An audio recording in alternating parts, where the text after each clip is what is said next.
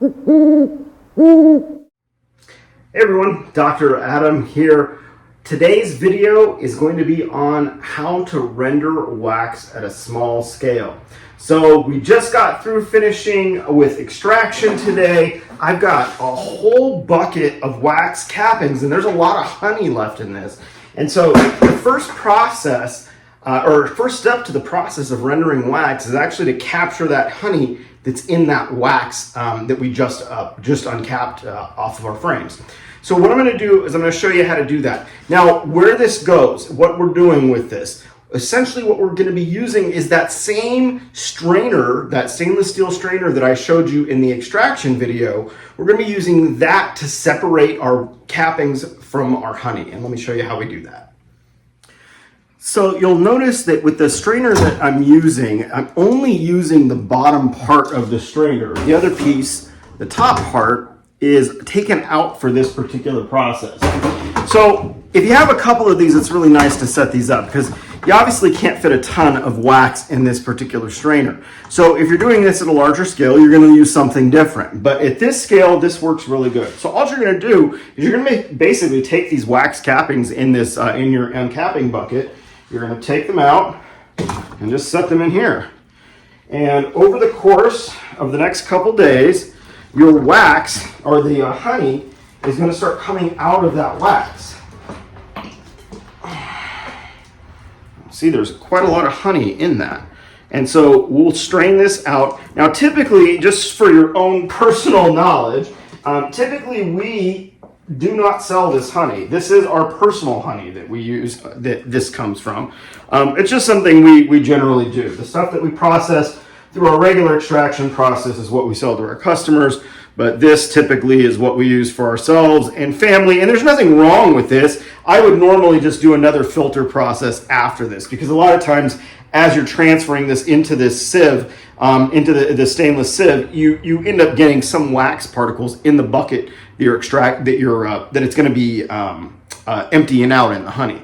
And so you just want to make sure that you're accounting for that, because you will get bits and pieces in there. So I'm just going to load this up.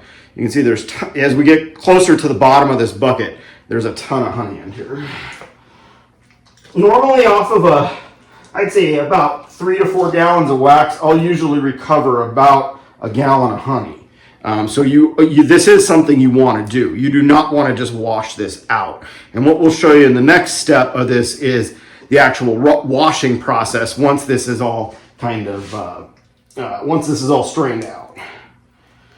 Get all that good honey off my hands here. All right, and we'll go ahead and show you what this looks like after it's sat here for a couple days with a lid on it, just like this. So it's been about 3 days now that we've let this wax sit in the strainer to strain out that excess honey. And you can see that in these 2 buckets, we've got honey both in the bottoms of both of these buckets. And collectively, we've got about 1.5 gallons of honey that we recovered from these wax cappings. So, a substantial amount of honey that's left behind in these wax cappings.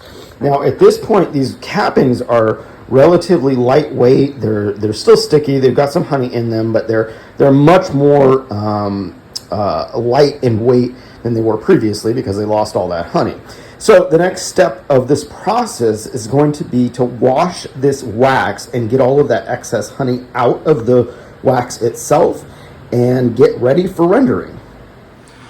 So the next part of this process is washing the wax. And you can see I've got my bucket of wax here. I filled it with cold water. You only want to use cold water in this process because if you use hot water, the wax is going to start melting and it's going to become real malleable and just become a mess. You want it to be brittle so that it cleans up real nicely. So what you're going to do is basically just take your hands and you're going to start working this wax. And what we're doing is we're trying to break up all of these particles here so that all of the honey can be accessed and dissolved in the water. This is going to take normally it takes about 4 to 5 washings to get this to run clear, but you're basically going to do this until the water runs clear, meaning that it doesn't look like it has honey in it anymore. And once all of these cappings are broken up into nice small pieces, it will end up just breaking up and flaking out into very light pieces. You can see that it's already doing that. So this is the process that we do to ensure that we basically have clean wax as we're coming in to melt it down, that it's not full of honey.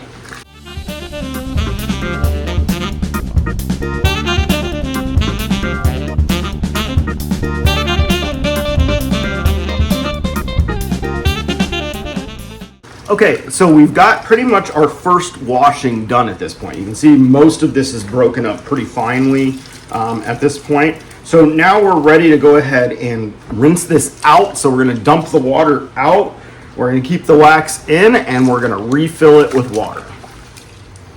This is our second round of washing. You can see how different the wax already looks. At this point, I'm just going to keep macerating it with my hands, mixing it around. Again, we're just trying to get those big clumps like that of wax broken up so that that honey can release. Now, if we don't wash the wax, the risk of this is that if you do not process this all in one day, and normally we let our caps dry after we do this washing process, but if you let your caps dry after this washing process and they are not clean, the cappings are not clean of honey, you will get mold that will accumulate on your wax and it'll foul up your wax. So you don't want that to happen. And so what we're doing here really is part of the process of allowing these wax cappings to be stored without processing any further. So, sometimes you're just too busy. For us, a lot of times we have just way too much wax to get through. So, normally we'll have maybe 10 or 15 gallons of wax that we're processing in one session. And it's just too much to do all of this in one day. So after we end up cleaning out all this wax, we end up putting it out and letting it dry. And I'll show you what that looks like as soon as we're done washing through this. Being that this is the second round, the water is cleaning up. The wax cappings are breaking down as far as coming apart from these big particles. And so let's go ahead and we're going to give it another rinse now. Here we are at rinse number 3. We're just going to go ahead and agitate this. At this point in time, most of this wax is really broken down. You can see it's in a very kind of fine material, or fine compared to what it was. We'll go ahead and mix that around. The water is starting to wash pretty clean. After that first and second round, we'll probably have a pretty clean batch coming here. I can already see the color of it's changed quite a lot in here. So what I'm going to do is I'm going to go ahead and rinse this out one more time, and we'll likely have our fourth round here, and that's probably going to be enough to get this relatively, or this cleaned out from all the honey that was in there. All right, let's strain it one more time. All right, our fourth round.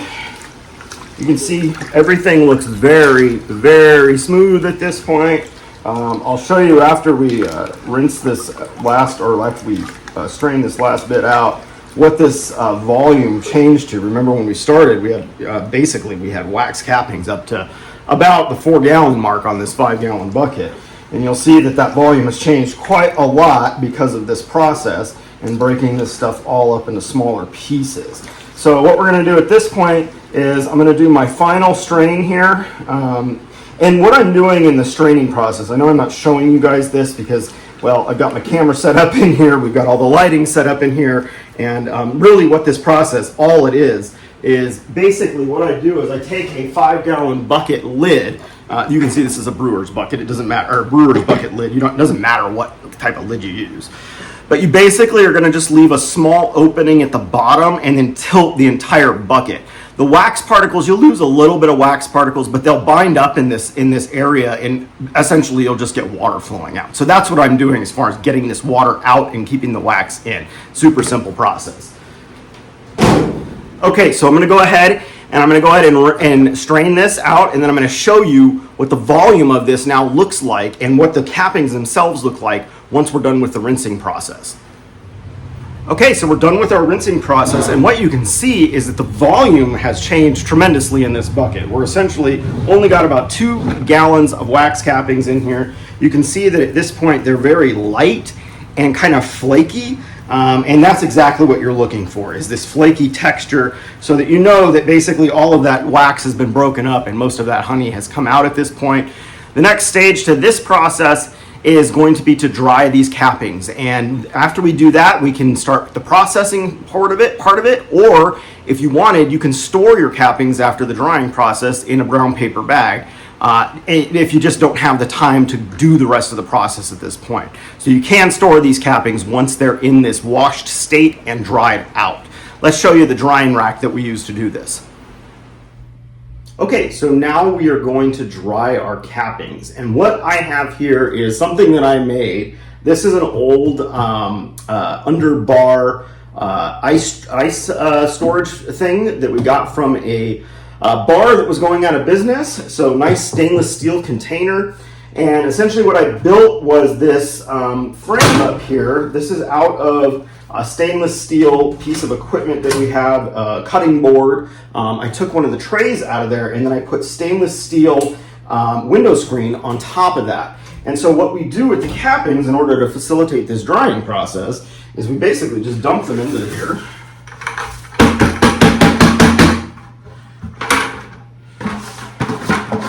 Leave that stray stuff in there. Most of our cappings in there. And then what I do is I'm just going to spread this out with my hand, like so. And the water will drip down into the ice bin, which has a drain at the bottom of it. And so that'll all come out. What we'll do is we'll put a fan on this, and this will all dry within a day. So we'll go ahead and start this process. It'll take a few hours to get this dry, and then we'll show you the next stage of this process, which is actually melting down the wax and starting the rendering process. Hey everyone, Lacey here. We are now in the kitchen for wax processing. We use very simple equipment for small processing. First, we have aluminum pitchers. I use 2 of them, one for the initial wax and then to pour it into. We'll show you the whole process. And also a canning pot. And I try to get the heat up to the lowest temperature possible. It ranges right about 160, melting pot 145 or melting point 145 for beeswax. So we'll lay this on top to reach that point. The second canister is covered with a rubber band and a fine mesh cheesecloth. I've used very fine mesh. I've used fine mesh. It is up to you. And we'll see, depending on the strain, depending on how clean we want it, I'll either double it up or use it on it as a single layer. So I'm just filling the pitcher with beeswax. This process is long. Beeswax takes a while to melt. So I'm gonna fill this all the way, almost all the way to the top. And it's just gonna take some time to melt down. I will stir it with a silicone spatula as it melts down. So the wax is in. I'm going to test the water, because wax melts at 145. I do want my water to be a bit warmer than that because we're in a double boiler type of situation. We don't want wax to get above 170. However, that's that point to where it starts to lose its great properties. And we'll start to see that process of melting begin to happen shortly.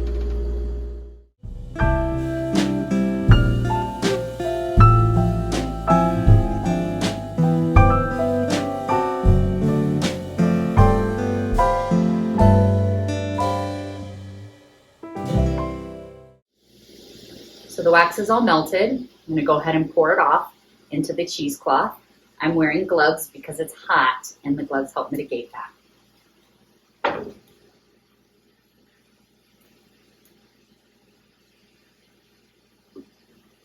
I typically will create a little bowl with the cheesecloth and just work my way all the way around it,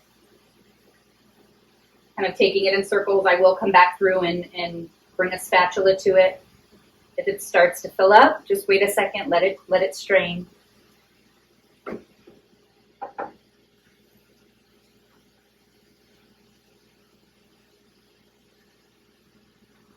This process doesn't take too long.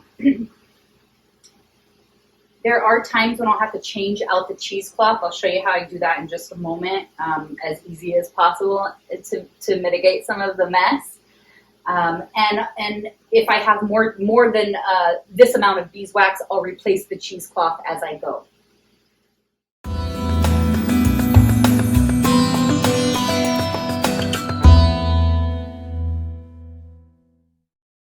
When you're done with this ball of cheesecloth and stuff and extra wax, you can ball these up and use them as fire starters. So if you have a bonfire, throw them in. Getting ready to cook on the fire, throw them in, and you can light the cheesecloth, and it will be a good use of a fire starter.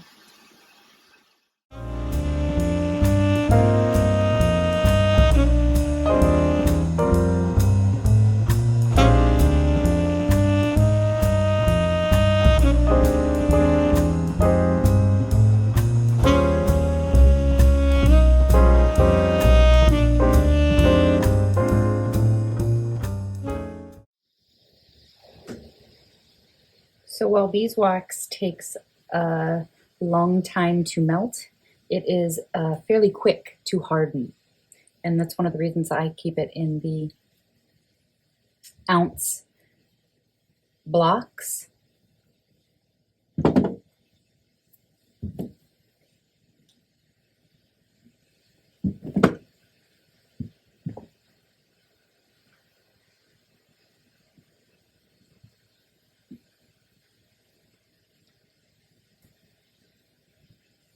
And your end product will continue to dry as you lay them out,